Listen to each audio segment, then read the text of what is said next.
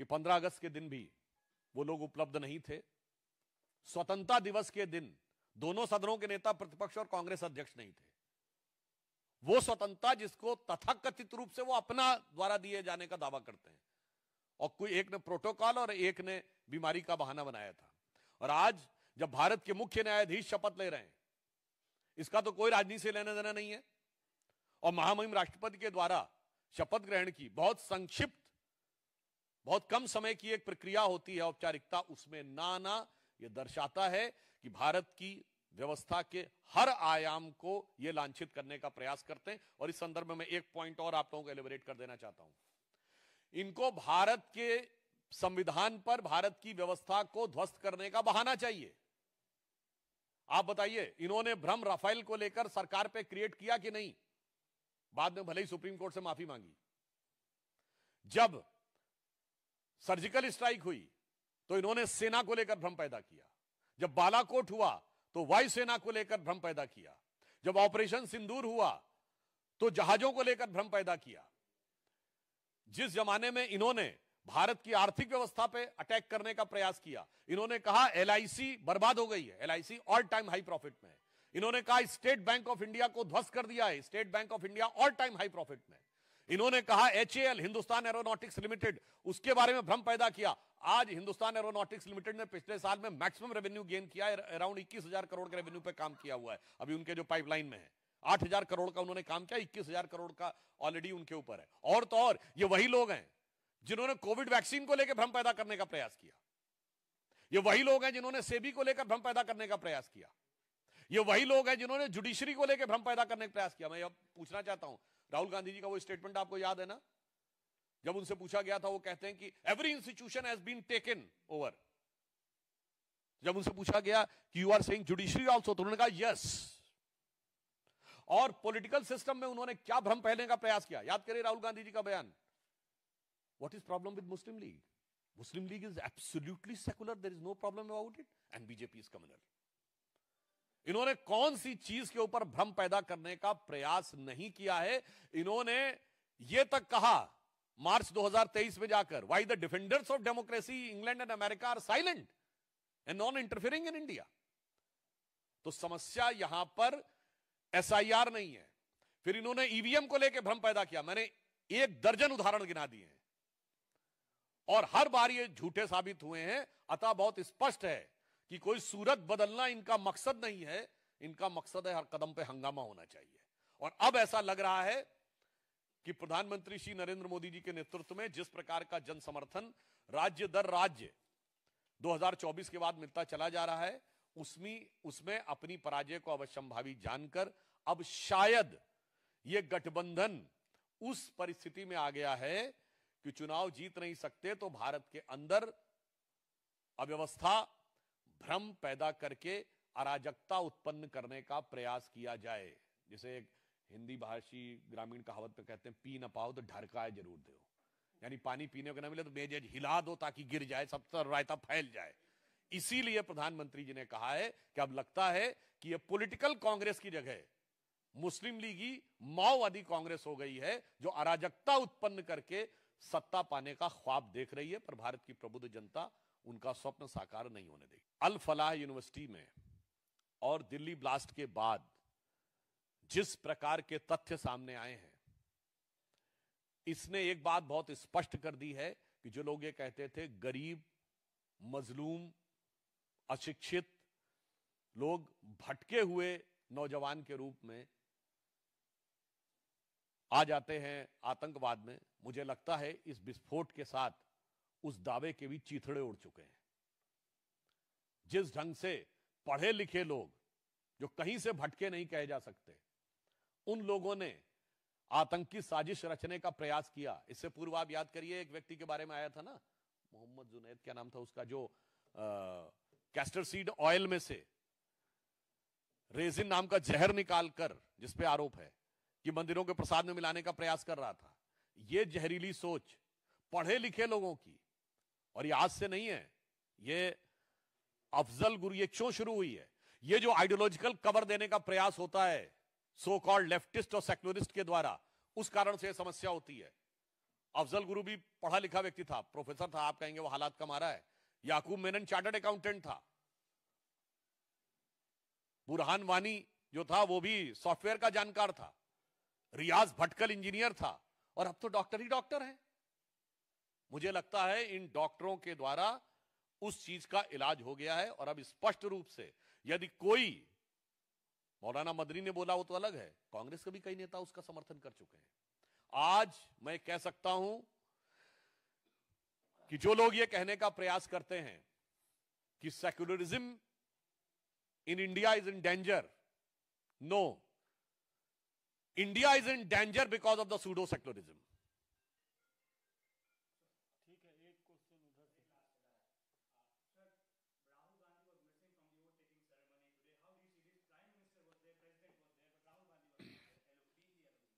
This again unmarks the real and true face of their so-called defenders of constitution.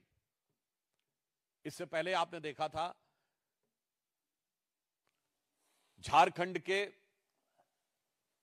एक मंत्री इरफान अंसारी यह publicly बोलते हैं कि यदि कोई बूथ लेवल ऑफिसर अर्थात चुनाव आयोग के द्वारा नियुक्त कोई बूथ लेवल अधिकारी यदि केवल तुमसे जानकारी लेने के लिए आए तो उसे बंधक बना लो। मैं पूरी विनम्रता से और दृढ़ता से और कष्ट के साथ पूछना चाहता हूं इंडी गठबंधन वालों से, यह लोकतंत्र को बंधक बनाने का निंदनीय प्रयास है या नहीं?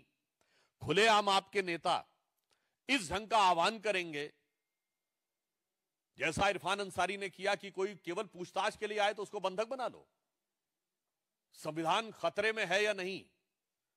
एक बार पुनः देश को ध्यान आता है कि जहां जहां इंडी गठबंधन के लोग सत्ता में आते हैं, संविधान की भावना दरकिनार कर दी जाती है। किसके लिए? कुछ संदिग्ध स्रोतों से वोट प्राप्त करके सत्ता पर कब्जा करने के लिए। दूसरा उदाहरण, पश्चिम बंगाल में जो मीडिया में प्राप्त समाचारों के अनुसार उससे भी अधिक गंभीर और यह खतरनाक विषय आता है कि वहां तृणमूल कांग्रेस के एक बूथ लेवल एजेंट जमीरुल इस्लाम मुल्ला पर यह आरोप लगता है कि वो सीधे बूथ लेवल अधिकारी को फोन पर धमका रहे हैं।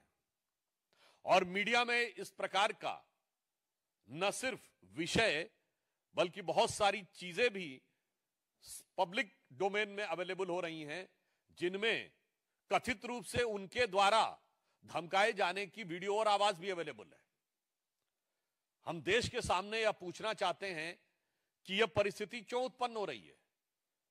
यह परिस्थिति क्या इसलिए नहीं उत्पन्न हो रही है कि यदि केंद्र में स्वयं नेता प्रतिपक्ष सीधे इस चुनावी मतदाता सूची के संशोधन पर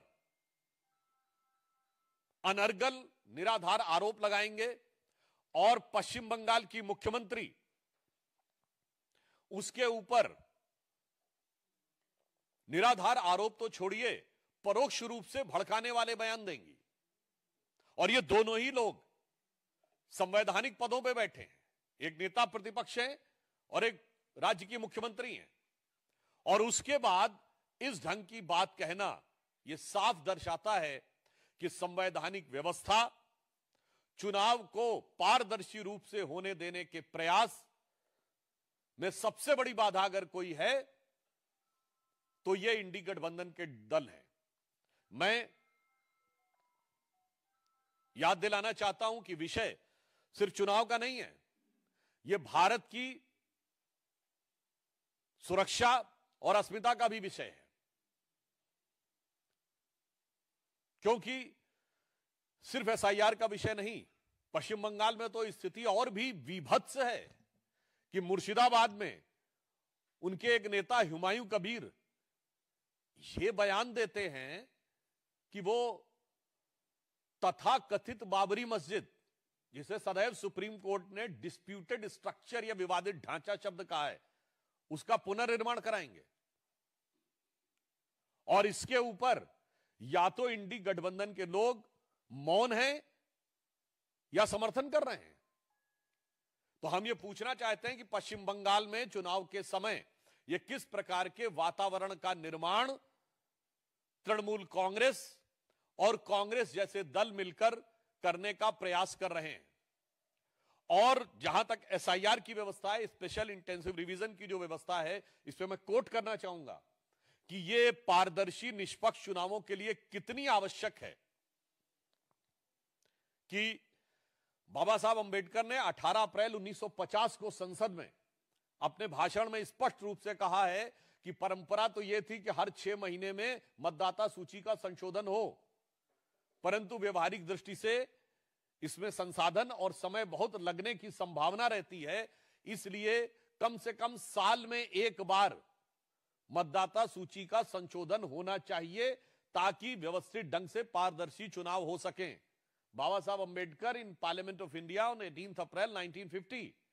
और ये बताइए, लोग कहते हैं 20 साल बाद भी नहीं होना चाहिए।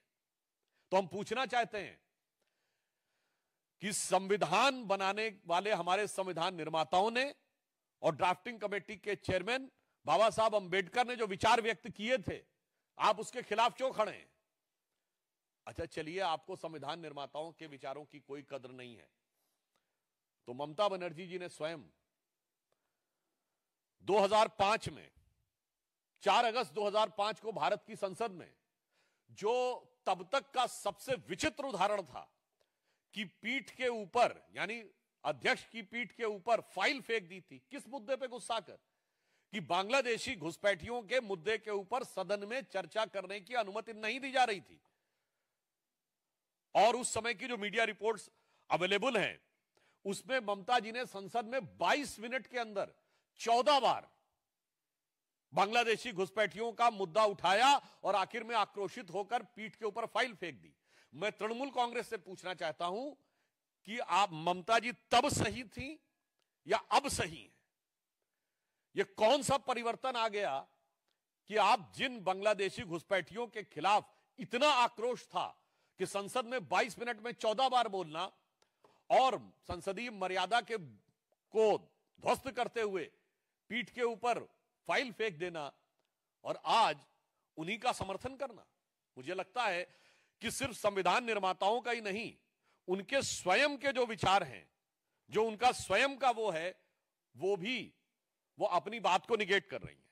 मैं एक और आज उन सूचियों में सही लोगों की पहचान क्यों आवश्यक है, सही लोगों की पहचान क्यों आवश्यक है, ताकि कोई विदेशी घुसपैठियों के माध्यम से भारत की सत्ता को हड़पने का प्रयास या किसी राज्य में सत्ता को हड़पने का प्रयास ना करे। इस संदर्भ में मैं पुनः ममता बनर्जी जी के द्वारा भारत की संसद में इसी दिए गए एक बयान को आपको सुनाना चाहता हूं। लेकिन एक बात जरूर कहना चाहती हूँ कि आइडेंटिटी कार्ड होना जरूरी है सिटीजनशिप के लिए, और इसको हम लोग पूरा तरह से समर्थन करती हूँ और करते जाऊंगा। और सिटीजनशिप गाइड बनाने होगा एक कंट्री में, और नहीं होगा तो ऐसा बूथ रिगिंग करके कैप्चर करके और मनी पावर मसल पावर, आज जो माफिया पावर है, इसमें इलेक्शन नहीं होने वाला है आने वाला दिन में। इसके लिए मैं इसको सपोर्ट करना चाहता हूँ। अब बताइए, वो स्वयं कह रही हैं कि आइडेंटिटी स्थापित होनी चाहिए, क्योंकि उस समय आई कार्ड ही होते थे। सही मतदाता कौन है इसकी पहचान होनी चाहिए, अन्यथा मनी पावर, मसल पावर और बूथ रिगिंग के द्वारा चुनाव को कैप्चर करने का प्रयास किया जाएगा। और आज दुख का विषय है कि बिहार का चुनाव इतने अच्छे ढंग से संपन्न हुआ। किसी दौर में बिहार के चुनाव में बहुत सारी हिंसा की घटनाएं आती थी, कुछ नहीं हुआ। आज पश्चिम बंगाल के ही चुनाव में सबसे ज्यादा हिंसा की घटनाएं आती हैं। तो अब पूछना चाहते हैं कि ममता जी, आप तब सही बोल रही थी या आज सही बोल रही हैं, या जो चरित्र दिख रहा है इंडी गठबंधन का, कांग्रेस पार्टी का और तृणमूल कांग्रेस का, इसी कारण से भारत की राजनीति में विश्वसनीयता का संकट उत्पन्न हो जाता है। This is because the crisis of credibility, क्योंकि नेता इस तेजी से बदलते हैं राष्ट्रीय सुरक्षा के इस विषय के ऊपर। मैं याद दिलाना चाहता हूं कि 2005-6 में जिस दरमियान ये बयान दिया है ममता जी ने, उस समय असम के गवर्नर ने एक जगह पर यह बोला था कि तकरीबन 5000 लोग प्रतिदिन आते हैं। एक वो दौर था, और आज सब मीडिया में देख रहे हैं कि बांग्लादेश की तरफ जाने वालों की कतार लगी हुई है।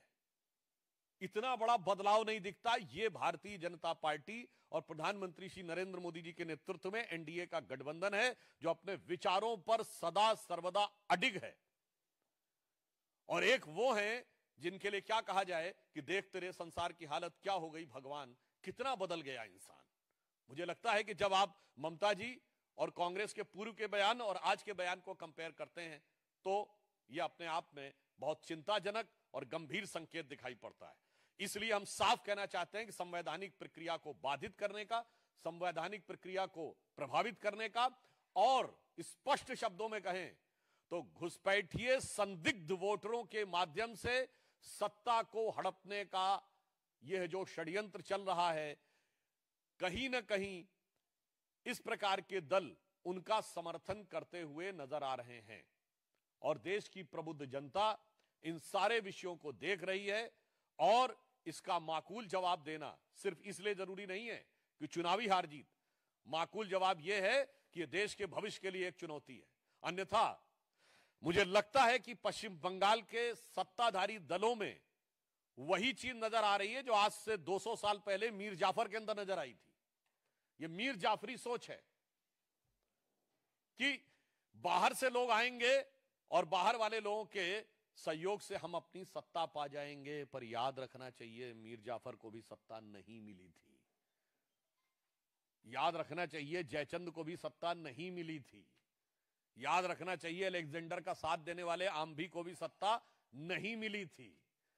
तो किसी को गलतफहमी नहीं, यह विषय भारत की राष्ट्रीय सुरक्षा से भी जुड़ा हुआ है। और मैं साफ पूछना चाहता हूं कांग्रेस पार्टी से, संविधान इस प्रक्रिया के द्वारा खतरे में है कि नहीं? जब सीधे आतंकित करने का प्रयास, सीधे धमकी देने का प्रयास, बंधक बनाने का प्रयास, धमकाने का प्रयास किया जा रहा है, यह भारतीय लोकतंत्र के लिए बहुत बड़ी चुनौती है।